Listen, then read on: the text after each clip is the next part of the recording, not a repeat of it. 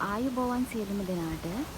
ඔන්න මම අදත් අරගෙන ආවා ඊටාම වටිනා ඖෂධීය ගුණයෙන් යුත් ශාකයක් ගැන. මේ ශාකය ගොඩක් අයගේ ගෙවල් වල තිබුණට ගොඩක් දිනෙක මේකේ තියෙන ඖෂධීය ගුණ මොනවද කියන්න ඒ හැටි දැනුමක් නැහැ.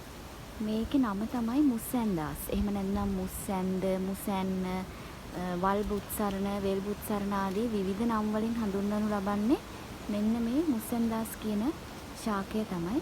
බලන්න මේ ගහේ තියෙනවා මලක්, ලස්සන මලක්. මේ තැඹිලි පාට මලක් පිටනවා. ඒක හරියට තාරුකා හැඩති මලක්, නිකන් කරාබුවක් වගේ. කොළ පැහැති ඕවාලාකාර පත්‍ර අතරින් පතර තනින් තන තියෙනවා මේ ගහේ සුදු පාට පත්‍ර. මේ පේනවද බලන්න ඔයාලට? මෙන්න මේ වගේ ලස්සන සුදු පාට පත්‍ර. මේ නිසා මේ ගහට හරිය ලස්සන විසිතුරු බවක් ලැබිලා තියෙනවා මේ සුදු පාට පත්‍ර නිසා. මේ සුදු පාට පත්‍ර අපි තෙලේ බැදලා පපඩම් විදියට ආහාරයට පවා ගන්නවා.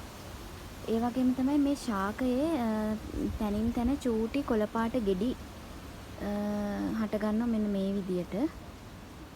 චූටි කොළ පාට ගෙඩි වර්ගයක් තියෙනවා මේ ගහේ.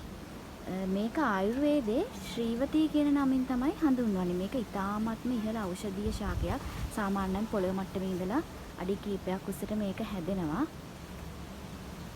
මේ ගහේ තියෙන ඖෂධීය ගුණ ගැන කතා කරොත් මේක අක්මාවේ රෝගවලට ප්‍රතිකාරයක් විදියට අපි භාවිතා කරනවා. ඒ වගේම ශරීරයේ දැවිල්ල දුරු කරනවා. ධාරණ ශක්තිය වැඩි දියුණු කරන්නත් මේ ශාකය ගොඩක් උදව් වෙනවා. ඒ වගේමයි සුදුලාදුරු රෝගයට ඔසුවක්, ඇස් රෝග සමනය කරනවා. උදරාබාධ වලට වගේම පණි රෝග වලටත් මේ ශාකය ඊටාම ගුණදායකයි. සෙංගමාලයටත් ඊටාම සුවදායක බව තමයි ආයුර්වේදයේ සඳහන් වෙන්නේ.